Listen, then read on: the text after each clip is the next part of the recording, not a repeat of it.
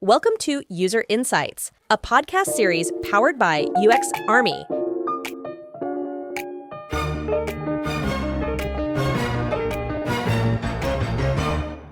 Hi everyone, I'm pleased to invite my guest Jake Burghardt on the User Insights podcast. Jake recently published a book called Stop Wasting Research. Welcome, Jake, and Thank you. so many congratulations on launch of your book. Appreciate it. And we are lucky to have you as our guest on the User Insights podcast. Would you please introduce yourself to our audience? Well, thanks so much for having me and excited to be talking to you. So my name is Jake Burkhardt. Again, the title of that book that I just launched is Stop Wasting Research, Maximize the Product Impact of Your Organization's Customer Insights. And I'm also kind of doing some consulting and advising around those topics at Integrating Research. But to give you a background of, how does one get to a point where one's writing a book on this sort of esoteric topic, kind of talk about where I've been in the industry just a little bit to introduce myself. I got started around 2000 in .com in consulting and working as a UX researcher to begin with. And it's always been sort of a core discipline as I evolved as sort of a generalist over time. And I worked on different kinds of complex knowledge work, starting out in financial trading, ended up working in small boutique consultancies on things like scientific computing, solar power plant design, jet cockpit at one point. I ended up kind of following around my interests around really kind of novel and complex work. But eventually I hit a wall where I got tired of throwing things to clients and kind of checking in and hoping that things were going well. I wanted to be more involved in the follow through. And so I went in-house. I spent some time at a lab within Microsoft that focused on new kind of productivity interactions, did that for a while. And then I spent a good chunk of time, 6.5 years at Amazon, as a principal UX researcher and then a principal product manager focused on creating new systems for getting more value out of insights. And since then, I've worked on the Research Ops Community Board and learned so much from what's going on in this fast evolving industry, so many amazing things that people are working towards. And I tried to fold some of them into my book. And again, just been doing some advising and continuing the research around this topic. So excited to be here with you today. And this topic that you introduced is, near and dear to my heart, getting more value out of insights. Sure. Thanks for the introduction. And I think it's pretty impressive career. I think you have all the names as badge of honor, like you have Microsoft and then you have worked with Amazon. So these are like, I would say, stalwarts of research. So it's great that you have worked, and I totally concur with the feeling that happens when you are consulting and where you deliver a research, but then the impact of it, there's hardly any possibility to figure that out unless you are consulting long term with a client. Right. So that's a feeling that I can totally empathize with and get it there. So it's something that I can totally understand. I have a quote here on your book from Jenny Blackburn, who is the vice president of UX from Google DeepMind. Jenny says, and I'll read it out. Jenny says, "Stop Wasting Research," which is your book name, is a must read for anyone who wants to see their organizational research have a real impact on product development. So that's a very good quote. And I think that kind of indicates clearly that the focus of the book is towards people on the product teams. Is that correct interpretation? Yeah, when you think about getting more value from research, there's so many hands that have to be involved. And, there's a lot of books that are written for researchers about conducting research. This book isn't one of them. This is about getting more value out of research over the long term. And that necessitates sort of new kinds of systems and more involvement from more folks in product development. Okay, yeah, makes sense. So Jake, today's topic of this podcast is turning unused insights into impact. And we all know in practice that a lot of insights go unused. So the first question that comes to my mind is like, what inspired you to write this book, Stop Wasting Research? Yeah, thank you for that. Over the course of my career at different times, whether it's developing a new product and looking at the literature to try and inform something genuinely novel, or whether it was stopping off in a research community and reviewing large volumes of studies, um, there's always this sense of amazing wins that researchers can unlock with their work. Careers are advancing. Clearly, you don't write a book called "Stop Wasting Research" unless you care a lot about research. And Good. from dreaming up new products to iterating them to finding that market and getting to the right message, all the way across the board, research adds so much value. But I think to your point, if you have the opportunity to kind of look under the hood a little bit and take a step back in a set of research, you see those wins worth celebrating, but you also see a lot of really crucial insights that didn't make the cut. Things that have everything to do with what's being discussed now, where the company wants to go, but somehow they got lost in the shuffle. They were out of sync at the time, but that Yeah. doesn't mean that they necessarily have to stay out of sync. There's something that we can reactivate and bring back. And there's so much written about optimizing study processes with the current emphasis on sort of research repositories and kind of storing research. I wanted to take a more active perspective on that space and explore things that I've tried, things that other folks have tried that I met through the research ops community and other conversations. And I just saw a gap and wanted to dive into it. Started writing it on Medium, got positive responses along the way, and here we are. Oh, nice. I also saw that you were part of the research ops community. I think you were leading at one point in time. I think you were involved for quite some time. So, how was the experience there like for the folks listening and those who are into research ops? Yeah, I served on the board under Holly, who, there's been so many people that have come along in Oh, this process of developing research ops that have made such big contributions. My piece of it and working with this team of amazing people was collaborating with Jonathan Richardson to develop more content, from the community. How can we harvest more of the learning that's going on and share in a really emerging field? And so that's what I focused on. And for folks, if you who are listening who haven't tuned in, researchops.community is the website, and there's a way to apply to join the Slack group. Unlike a lot of Slack groups that sort of have a peak and conversation dies out, the research ops community continues to be a really lively place. Highly recommended. yeah. Okay. Yeah. I mean, I'm part of that community, and I think it's pretty vibrant. And there is a lot that, especially new researchers, can learn from it as well. And Hmm. also toss if there is a problem, they can toss it over on the forum and expect to get some answers from more experienced researchers there. Um, so coming back to the book title, why what does wasting research mean? Mm. Yeah, it's a term that, in trying to take that sort of active approach to getting more value out of research, it's it hits sort of an activating emotion, right? Where you can imagine running studies, and there are plenty of studies where all the insights are used, depending on the nature of the study, where folks are in their process, where the product's at in the development. There are plenty of cases where there isn't a big remainder, but that's often not the case, as you called out. And what I found is that people are claiming those wins that are worth celebrating, but how can we get more juice out of what's there? And I wrote an article. The first article I wrote on Medium was about, I think it was called "Fighting Insight Waste with Research Repositories."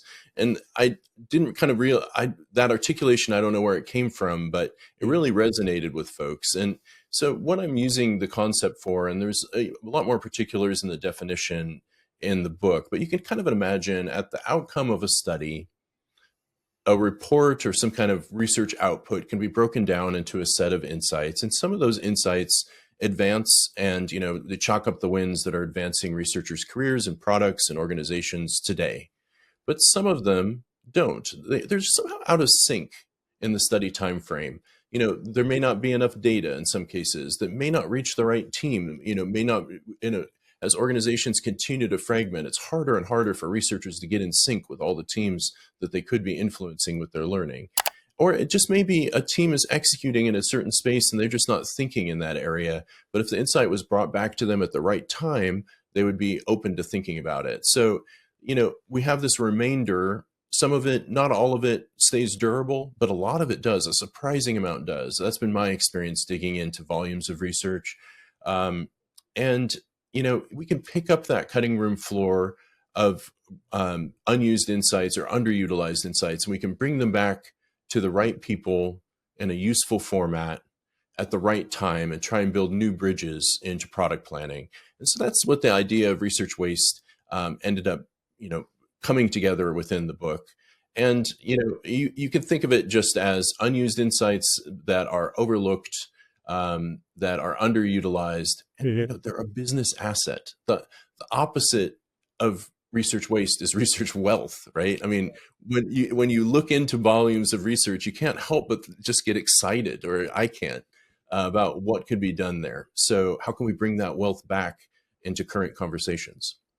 Yeah, insights are true treasure to any organization, and I've seen more often than not than people are repeating research, and Mm, that's quite a shame that it has to be repeated. But also, let's say it's pretty hard to make a system that makes it happen. So, I guess your book addresses that topic as well, because I haven't read it fully yet. mm, But I do know that in your book you talk about three root causes of wasting mm. research impact. Can you tell us more about it? Yeah, I'd be happy to. Writing a book, there's so many ways you can organize a set of ideas. And I had a different sort of outline that was more focused on sort of an order of things. These might be early moves, these might be later moves. I kept that sort of model Can where no one thing is going to get rid of research waste or cause all insights to be activated. Really, we're just trying to turn up the ratio over time, and we can think of it as sort of experiments that we might turn into rituals, practices, operations if they're successful, and grow that out over time. And so that kind of mindset stuck around. But Lou Rosenfeld in the proposal process really encouraged me to think about what's a model that folks can walk away from this book where it can be something that even if they're not remembering all the particulars, the model helps them kind of keep those ideas alive. And so I wanted to think about root causes, and I spent a bunch of time looking at different articles and thinking around the industry and talking to folks. And I came up with three, to your point. They're preparation, motivation, and integration. And I'll talk about each one a little bit. Preparation is just, we as researchers, it's very individualistic work. We do projects over a timeline. It kind of doesn't matter the discipline. The idea ends up being the same, and it results in some sort of output. And then we kind of there's a conveyor belt sort of mindset often where you're moving on to the next thing, and there's not a lot of connection between studies. Speaking generally, some people are already doing amazing things with that, but there's a lot more we can do to prepare our work for use over the long term.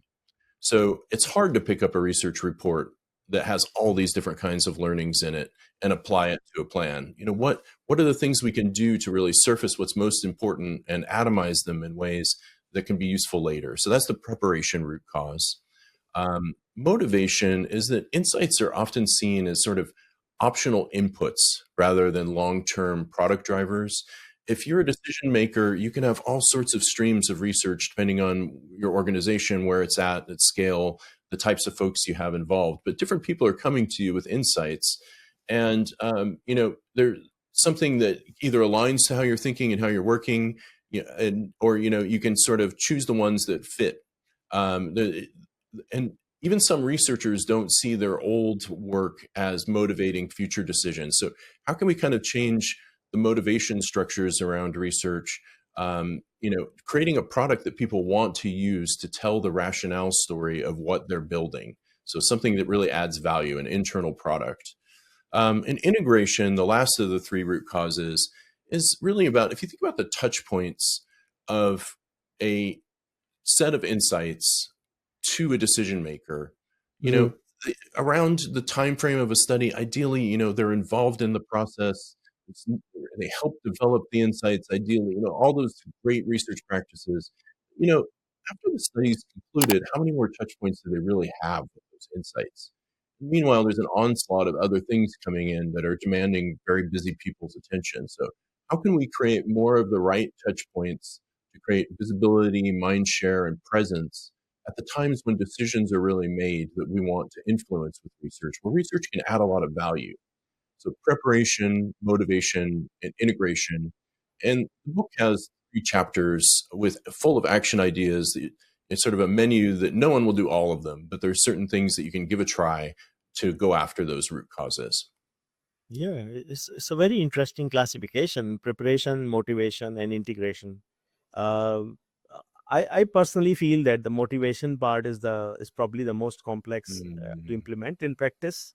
Preparation is as well, but I guess this is an iterative process, and Mhm. because anyway the repositories grow over time, the research knowledge grows in an organization over time. Now talking about these three so-called points about preparation, motivation, and integration, which are the hardest for product organizations to get right? It's a great question, and none of them are simple, right? Hence a book, right? There's definitely an iterative learning mindset. And I mentioned sort of a model of building out over time, like a mindset of we're going to start at a crawl, we're going to walk and run and eventually marathon our way to kind of making improvements. But just getting started at a crawl, Yeah. preparation has a lot to do with researchers taking a more ownership over their own materials and thinking about it differently and kind of work backwards from the decisions that they want to influence, thinking about how do we get our work ready for that. And it involves all sorts of new collaboration, maybe some new information structures, some prioritization kind of thinking. But it does fall within a single set of audiences. So you could say that that one maybe isn't as hard as the other ones. Motivation is, I agree, a very tough nut to crack in that folks are most interested in the front of the ticker tape of research. Newness has a halo to it that we have to kind of show over time the value of existing insights for influencing things that the organization really cares about. We have to create case studies around that. And, I have chapters about prioritizing insights. You can't bring every insight back, right? You got to think more like a product manager, and you got to come together as a research community and partners and say, "Oh, what's most important in all of this?" That's motivating. Tying into goal structures and thinking about how research can align there, that's motivating. Looking at poor performing metrics and how the organization is measuring itself and trying to get insights closer to that, that's motivating. There's a bunch of ideas, challenging, but I hope I've given some concrete ways forward that people find useful. Integration, you know, there's a couple parts of it. One part is just coming to people on a cadence that is defined by research, just to keep insights present, to make sure that there's mind share, to show the latest evidence, to show what's new from a research community. Because without visibility, how can anybody care? To show where the wins are, to kind of build norms around it on your own cadence. But the hard part of integration is knowing when different decisions might be made and showing up with research at those times. So, making sure that folks always have it in their Slack or their inbox, or it's not far, it's in the tools that they already use. But then, in some cases, I've spent a lot of time coming to teams with sets of insights, trying to hit those milestones. And, that can be really challenging. Product ops can really help here. The more that there's sort of leveling of the playing field of different processes where it makes sense, not to get too heavy handed. But figuring out for researchers, it's hard enough in a study to line up just right. Milestones slip and, oh, those insights aren't useful to us now. But after the fact, thinking about bigger organizational processes, that's a tough one, integrating. Mhm. But even a little bit of advancement can go a long way for a research community. Yeah, I cannot wait to read the book because these are challenges that we face day to day, and Mm.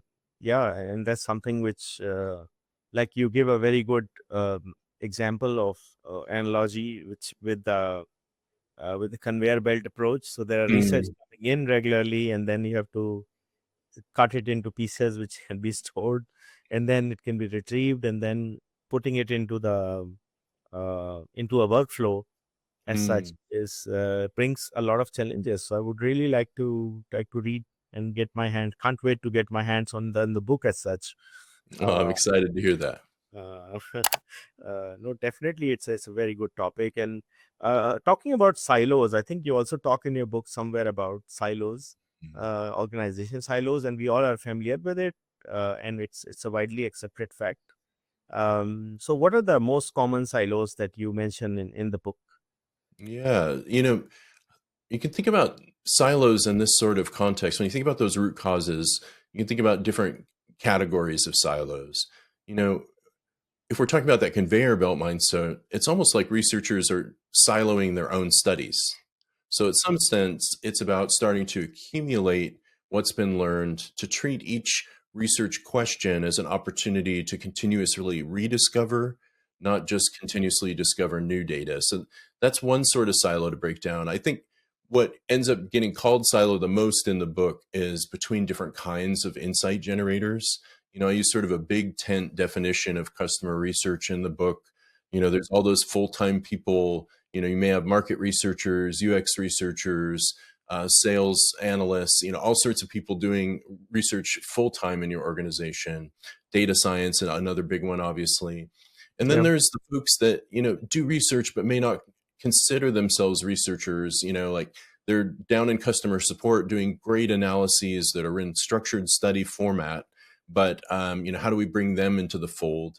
And then, with the people who do research idea, kind of introduced by Kate Towsey, where we're seeing, a proliferation of tools and approaches for allowing people, designers, product managers, marketers, all sorts of folks to conduct their own research. The scope of research just keeps getting bigger. And so if we're trying to stitch together what we've learned, those silos end up being really important for thinking about how do we prepare. Because if you create summaries of insights that bring in information from those different places, you're giving a clear locus of collaboration, and everybody that's involved gets to count the win.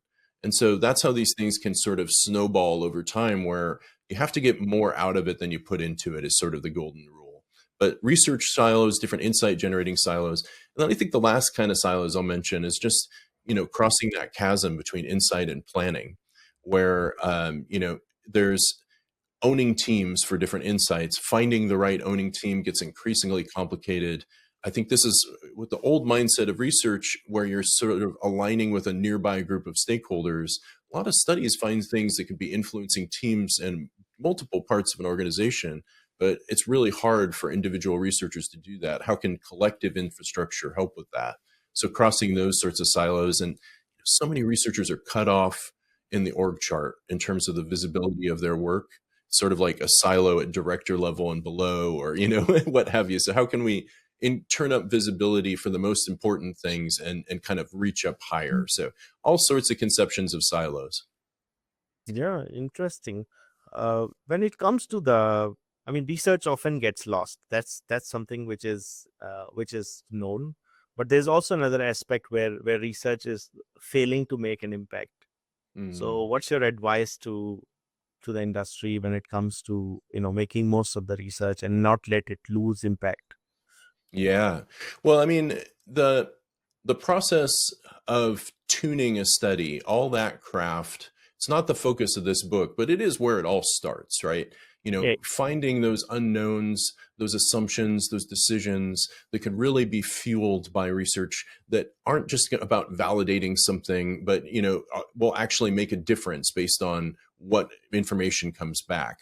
And, tuning the whole study process, all that craft through those phases and involvement of people, obviously that's a primary path to impact. That's what the industry is focused on for, the majority of the time. I'm trying to bring something new here. So to the nature of your question and kind of picking up the remainder and trying to get those things to impact, I think that it really is about, pulling together more evidence for those things that are hard, that people don't want to hear about in the first, they're executing. You got to wait for the right time for them to be open to it and pull together evidence for it. So like building a stronger case as researchers, for insights by using multiple sources within an organization, finding those times to the integration point about, when would people I've brought the exact same insights back to teams at different times and Mm. gotten totally different conversations. When a team is executing on a goal and they're red, you can't talk about what's next. They're focused on now, right? So a lot of it is about aligning to where teams are at, to where organizations are at. And those are things that researchers already do in their study processes. It's just about, pulling together research and finding new ways to do that. And the book is full of ideas about that. Yeah, very interesting. And I think when you talk about research in your book, you talk about different kind of teams doing research, not just UX research team, or your focus is only the UX researchers, because there is also research happening, like you say, in sales. There's they don't call it UX research, but there is customer insights coming there, and there is research happening in the customer experience space. So how do you see market research as well? So how do you see that? Do you write that about it in your book as such, Yeah. or you just focus on UX research?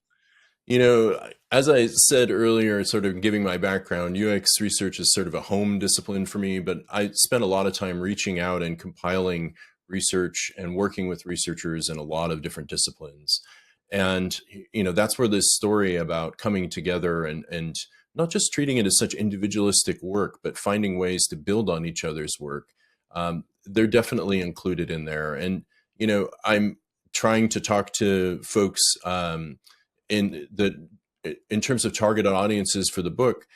All those stripes of research are folks that I'm interested in talking about, from everything from, market research is a nearby one where I think a lot of this stuff is already resonating. I've talked to some data science folks in the process of writing the book, the things that are product oriented, where they're trying to influence roadmaps as opposed to building out features. There's definitely the same problems.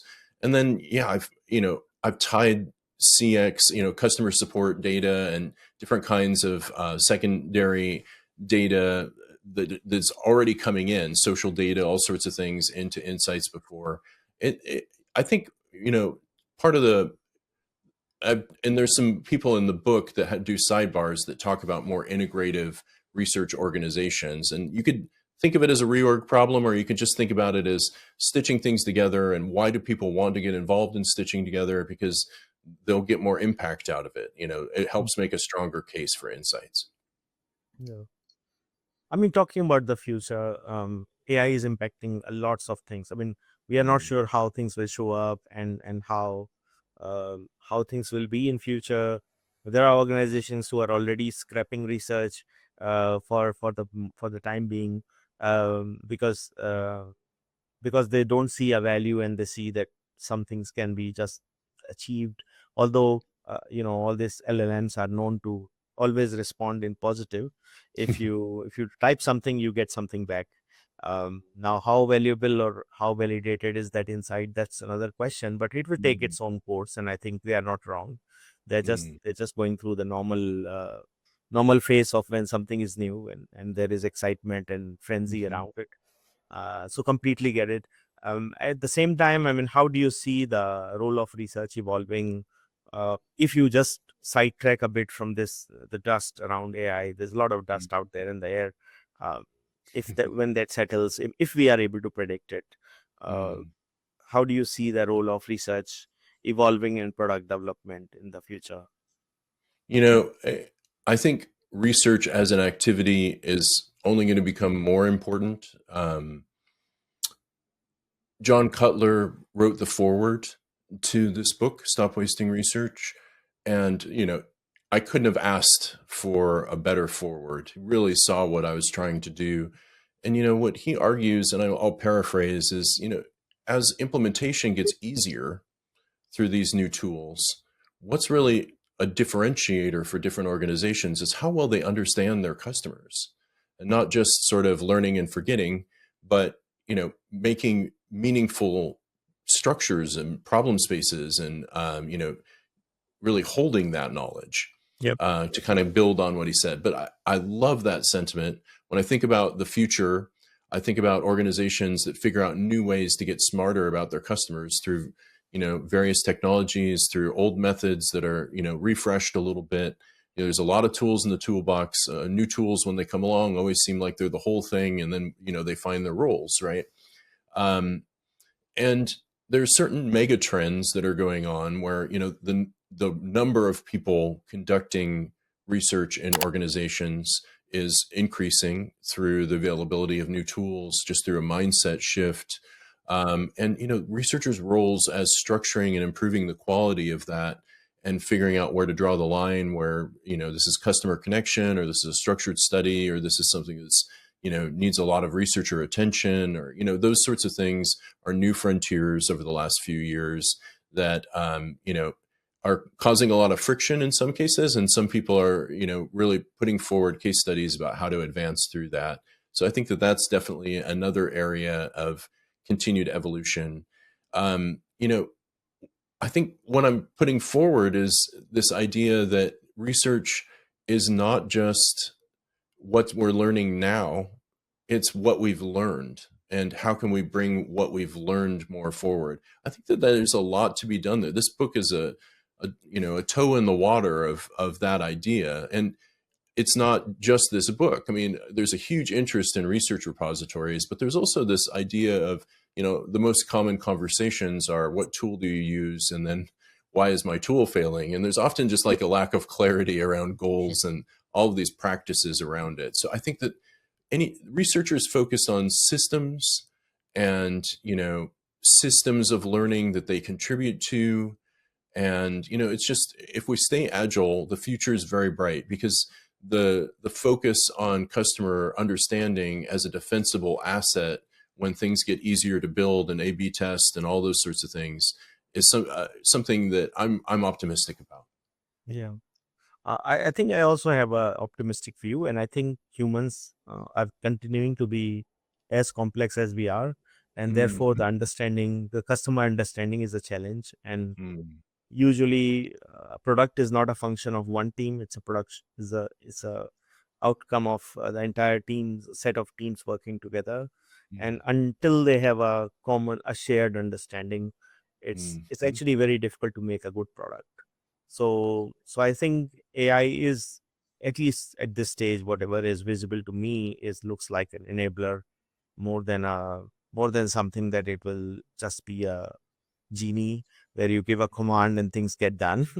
It may get there for all you know, but probably that would take its own time, because technology takes time to evolve. So that's the thought that I have personally about the situation right now. It's a kind of a stock market correction that's going on right now, which can sometimes be quite unnerving. I think that's the state we are in as a UX industry, research industry as such. I mean, But I had to include a sidebar that said, aren't tools with AI going to solve all this, and try and unpack it. And because it's a book and I want it to last a while, I ended up talking in terms of tenets, yeah, And I think I'm very optimistic about outsourcing operations where humans are in the loop, mm, and thinking of it in automation and all sorts of research tasks. But at the activity level, it'll be interesting to see what's possible as we move up the hierarchy to try and automate bigger pieces of work.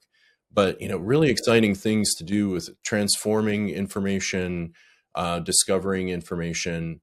But I think to your point about shared understanding and shared language, research tools, everybody going to a tool and finding different things is not going to help us move forward on yeah, some major vectors in an organization.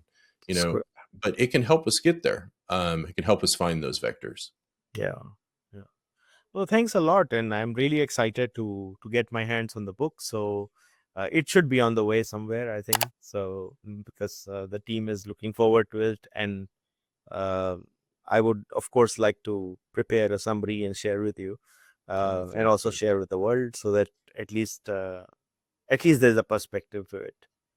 I Uh, appreciate it. I'll be curious to hear what you think. sure. Thanks for your time. I think on behalf of UXArmy, I want to thank you for taking out time for us.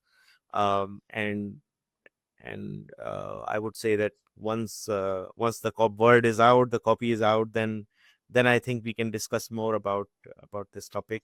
because it's a hot topic, and it's all the time I hear complaints or requests from people. How can I make most of the research that I've done? It's like, even if it comes to heating up the past research and so on, that's what they call it. But the concept that you propose is more like how to instead of having to heat up, it's about having to everything available. Mhm. I think that's where you take the conversation, and that's where the value is pretty high. So best of luck. Thank Have a you. nice day ahead. And I look forward to speak to you, and we'll be in touch. Thanks for joining us on this episode of User Insights. We hope you gained valuable insights from our conversation.